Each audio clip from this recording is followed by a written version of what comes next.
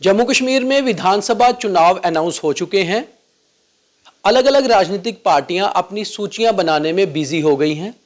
कई सारे नामों पर चर्चा चल रही है, मगर कई सारे नाम जो सामने आएंगे शायद वो अचंभित भी कर सकते हैं, स्ट्रेंज नाम भी हो सकते हैं।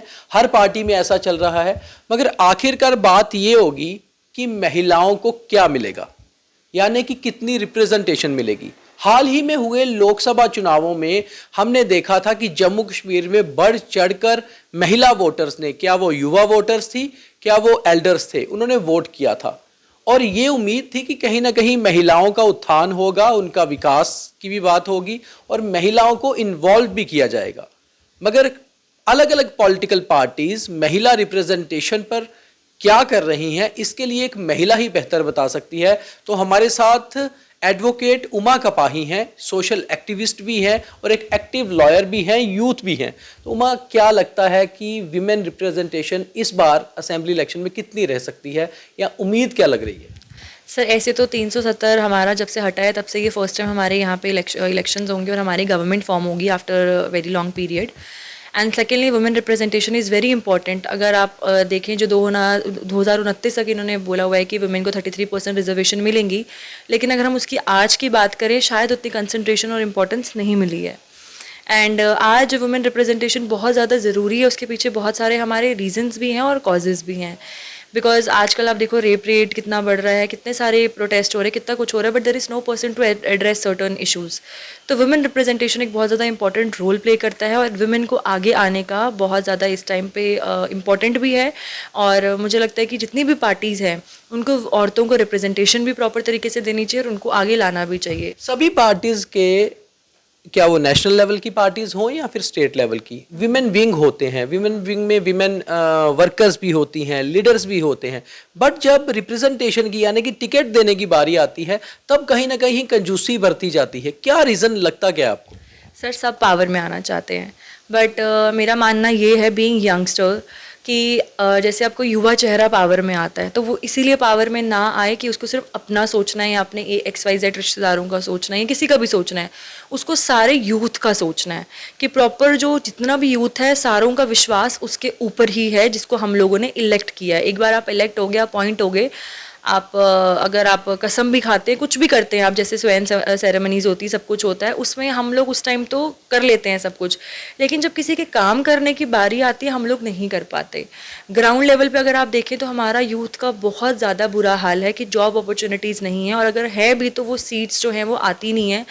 आप अगर सर्वे करेंगे तो 1.5 लाख कुछ ऐसी सीट्स है जो पेंडिंग है, और जो यूथ है वो कितने सुसाइडल अटैम्प्ट्स कर रहा है बिकॉज आगे कोई एम्प्लॉयमेंट फैसिलिटीज़ नहीं है, आगे कोई जॉब फैसिलिटीज़ नहीं है।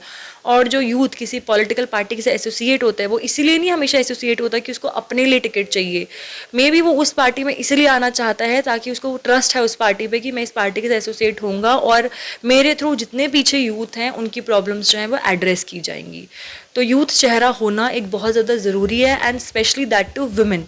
वुमेन रिप्रेजेंटेशन यूथ में भी बहुत ज़्यादा ज़रूरी, क्योंकि कुछ ऐसी चीज़ें होती हैं जो वुमेन यूथ ही उसको कंसिडर्ड भी करेंगे और उनको एड्रेस भी करेंगी, जो शायद एक यूथ मेल फेस ना कर पाए। जब जब जनरल इलेक्शंस होती हैं देश में, या फिर स्टेट्स में असेंबली इलेक्शंस होती हैं, तो अगर ये बात होती है कि फीमेल रिप्रेजेंटेशन दी जानी चाहिए, तो बहुत सारी पार्टीज़ जो टिकट भी देती हैं फीमेल्स को, वो या तो इन्फ्लुएंसर्स होते हैं, या कि किसी इन्फ्लुएंस से आई होती हैं, या फिर कोई स्टार्स, कोई बॉलीवुड एक्टर्स, सिंगर्स या प्लेयर्स जो फेमस लोग हैं, जो लोग पार्टी से पुराने जुड़े हैं, पार्टी के लिए जो महिलाएं काम कर रही हैं, जो पार्टी के लिए बिहाइंड द कर्टन्स बहुत मेहनत कर रही हैं, उनको आगे कम लाया जाता है। आप एक युवा भी हैं, सोशली एक्टिव भी हैं, आपको क्या लगता है कि क्यों उन लोगों को मौका नहीं दिया जाता जो आइडियोलॉजिकली पार्टी के साथ जुड़े हुए हैं और स्ट्रांग हैं? तो इसका मतलब है कि ऑप्शंस कम हो रहे हैं पॉलिटिक्स में वुमेन के लिए। सर, अगर आप ग्राउंड रियलिटी की बात करें या सच्चाई की बात करें तो बहुत सारी औरतें हैं जो बहुत टाइम से काम कर रही हैं पॉलिटिकल पार्टीज़ में, लेकिन जब टिकट देने की बारी आती है तो कोई भी नहीं देता है। वो सोचते हैं औरत है तो वो क्या कर सकती है, लेकिन औरत बहुत कुछ कर सकती है। अगर वो अपना घर चला सकती है, प्रोफेशन में काम कर सकती है, तो वो गवर्नमेंट भी चला सकती है। अगर आप देखें तो हमारी प्रेसिडेंट है, हमारी फाइनेंस मिनिस्टर है, वो भी तो पूरा देश चला रही है ना। तो हम अपनी अगर स्टेट की बात करें, यूटी की बात करें, तो यहाँ पे एक औरत का चेहरा बहुत ज़्यादा ज़रूरी है जो जेन्युइन हो और जो औरतों की प्रॉब्लम्स को भी एड्रेस करें और वुमेन रिप्रेजेंटेशन जो यूथ है उनको भी एड्रेस करें, ठीक है। एंड जैसे आपने कहा कि जो बॉलीवुड एक्टर्स होती हैं इनको, क्योंकि इन सबको लगता है, शायद से इनको लगता है कि इनको सारे जानते हैं, इनके बहुत सारे फैन फॉलोइंग्स हैं, तो अगर हम इनको टिकट देंगे तो हम लोग जीत जाएंगे, ये हमारी पार्टी का वो होगा। बट ये पर्सपेक्टिव जो है हमें चेंज करना पड़ेगा। मुझे यहीं पर मेरा एक बीच में से ही सवाल निकलता है कि क्यों फीमेल को, विमेन को एक ग्लैमर देखा जाता है, एक टैलेंट नहीं देखा जाता। यही कारण है कि जो कोई एक्ट्रेस है, सिंगर है, स्पोर्ट्स पर्सनालिटी है, उसको निकाला जाता है। तो इट मीन्स कि आज भी एज ए ग्लैमर क्यों देखा जाता है, फीमेल को क्यों एक टैलेंट देखकर नहीं चुना जाता? देखिए सर, जो जैसे अब हम लोग अपनी बात कर रहे हैं, हमारी टीम की बात कर रहे हैं, तो हम लोग जब सोशली काम करते हैं, हम बहुत ज़्यादा ग्राउंड लेवल पे रहकर काम करते हैं कि हम लोगों से जब मिलते हैं तो वो लोग हमें ही गालियां देते हैं कि आप लोग इस पार्टी के साथ एसोसिएटेड हो, लेकिन आप लोग हमें कुछ नहीं कर पा रहे हैं। एंड ऑनेस्टली सेइंग, हमारे पास कोई जवाब नहीं होता देने के लिए। हम इस चीज़ में पार्टी को ब्लेम नहीं कर सकते, इसमें हम लोग कार्यकर्ता को ब्लेम नहीं कर सकते। हमें नहीं पता उनके मन में क्या आइडियोलॉजी बैठी हुई है। एंड थोड़े दिन पहले जैसे अब हमारी ड्रग्स की बात हो रही होगी, तो ड्रग्स पे भी वो लोग बोल रहे थे आप ही लोग तो सप्लाई करते हो और आप ही लोग आकर बोल रहे हो कि इसको ख़त्म करो। तो सर उसमें हमारे पास कोई जवाब नहीं आ पाता, बिकॉज जब तक हम लोगों की कोई आइडेंटिटी नहीं होगी, हम लोग कोई बात या पर्सपेक्टिव नहीं रख पाएंगे, चाहे वो औरतों के बीच में हो, चाहे वो यंगस्टर्स के बीच में हो। अच्छा, इश्यूज पे बात करते हैं, मुद्दों पर। फीमेल्स के लिए इन चुनावों में क्या मुद्दे देखती हैं आपकी? क्या इश्यूज हैं जो वीमेन देख के जाएंगी कि आप अपने कैंडिडेट से या जो अपनी पसंदीदा पार्टियां हैं, किन किन इश्यूज पर आप वोट करेंगी इस बार? सर देखिए, पहले तो हम लोग किसी भी पॉलिटिकल एस्पेक्ट से बात नहीं करेंगे, हम करेंगे सोशली एस्पेक्ट से बात, जो बहुत ज़्यादा ज़रूरी है, ठीक है। क्योंकि अगर हम पॉलिटिकल एस्पेक्ट से बात करते हैं तो फिर हमें भी डांट लग जाती है या हमें भी पूछा सोशल एस्पेक्ट से बात करेंगे कि फीमेल्स के लिए क्या इश्यूज हैं। सोशल एस्पेक्ट से अगर हम बात करें तो वुमेन एम्पावरमेंट बहुत ज़्यादा ज़रूरी है। आज अगर मैं बीइंग एन एडवोकेट अगर ये बात एड्रेस कर रही हूँ, अगर हम वुमेन एम्पावरमेंट की बात कर रहे हैं, तो हमारे हाई कोर्ट की अगर आप बात करें तो सिर्फ 2 ही वुमेन जस्टिस हैं। तो क्या ये इंक्रीज़ होना ज़रूरी नहीं है? ये इंक्रीज़ होना बहुत ज़्यादा ज़रूरी है। अगर हम बात करते हैं वुमेन की, तो वुमेन की सेफ्टी की अगर आप बात करें तो वो बहुत ज़्यादा ज़रूरी है। आजकल छोटी छोटी बच्चियों का रेप हो रहा है, कहाँ है वुमेन सिक्योरिटी? कहाँ पे है वो कानून? हम कानून बना रहे हैं लेकिन उनको इम्प्लीमेंट कर रहे हैं या उनको पकड़ रहे हैं जो ये सब चीज़ें कर रहे हैं? और हम लोग इन सब चीज़ों की इतना बढ़ावा दे चुके हैं कि आए गए दिनों में इतने रेप के रेट बढ़ते जा रहे हैं। कोई किसी लड़की का फ़ोन स्नैच कर रहा है, कोई किसी से बदतमीजी कर रहा है, अगर लड़की आवाज़ उठाती है तो फिर उसके करेक्टर पे बात आ जाती है। तो कुछ ऐसे हम यही चाहते हैं कि with perspective social grounds and the advocacy, कि ये चीज़ें जो हैं ये कंसिडर की जाए, वुमेन को एम्पावर किया जाए, सोशली उनको एक्टिव किया जाए। उनके लिए जो स्कीम्स लाई हैं सेंट्रल गवर्नमेंट ने, हमारे मोदी जी ने, वो यहाँ पर भी प्रॉपर तरीके से हम उसको इम्प्लीमेंट करें। गाँव के एरियाज़ में आप चले जाएँ, आज भी बहुत सारे ऐसे एरियाज़ हैं जिनको कुछ अपना पता ही नहीं है, ना अपने राइट्स के बारे में ना अपनी ड्यूटीज़ के बारे में। तो अगर कोई भी वुमेन चेहरा आगे आता है किसी भी पार्टी से, तो हम यही कोशिश करेंगे। अगर हम अपनी भाजपा की बात करें, हमारी बहुत ज़्यादा फीमेल लीडर्स हैं जो बहुत कुछ कैलिबर रखती है। अब उनको अपॉर्चुनिटीज़ मिलती है नहीं मिलती है, it's upon their destiny, upon the party, जो वो डिसाइड करते हैं। लेकिन अगर औरत आती है, हमारी यही प्लीडिंग रहेंगी कि वुमेन होकर वुमेन एम्पावरमेंट को, वुमेन सिक्योरिटी को, वुमेन एजुकेशन को बढ़ावा दिया जाए और वुमेन को सिर्फ पॉलिटिक्स में नहीं हर फील्ड में आगे आने का मौका दिया जाए। एडवोकेट, आप क्या फील करती हैं या आपको क्या लगता है, आंकड़े क्या कहते हैं कि जम्मू कश्मीर में विमेन सिक्योरिटी किस लेवल पे है? क्या women is secure in JNK? आप सिक्योर फील करती हैं यहाँ पर जम्मू या कश्मीर में फीमेल सिक्योर हैं? जिस तरह से कि खास तौर पे अगर हम रेफरेंस दें कोलकाता में जिस तरह से हुआ है, वो मामले में देश को दोबारा हिला के रख दिया है। मतलब आज से 14 साल पहले निर्भया वाला मामला और 14 साल बाद भी आज भी हालात वही। तो क्या सिक्योरिटी के मामले में जम्मू कश्मीर का क्या लेवल है? सर हम जहाँ रहते हैं वहाँ पे हम ऑब्वियसली एक सिक्योर और सेफ फील करते हैं, क्योंकि ये हमारा अपना एरिया है जहाँ पर हम लोग बचपन से बड़े हुए हैं, हम यहाँ रहे हैं। पर जब से ये वाला मैटर हुआ है वेस्ट बंगाल वाला, तब से हम लोग भी अगर घर से बाहर निकल रहे हैं तो हमें भी अब डर पड़ गया हुआ है। क्योंकि आप कल ही देखेंगे न्यूज़ रिपोर्ट में 2 साल की बच्ची का रेप करके उसको मार के फेंक दिया गया। और थोड़े दिन पहले स्पा वाला भी एक इंसिडेंट आया था। ये इंसिडेंट जो है, बाहर की चीज़ें जो चल रही हैं देश में, वो सब चीज़ें देखते हुए या तो आप बोले कि इनको मोटिवेशन मिल रही है, क्या हो रहा है, वो रेट बढ़ता जा रहा है।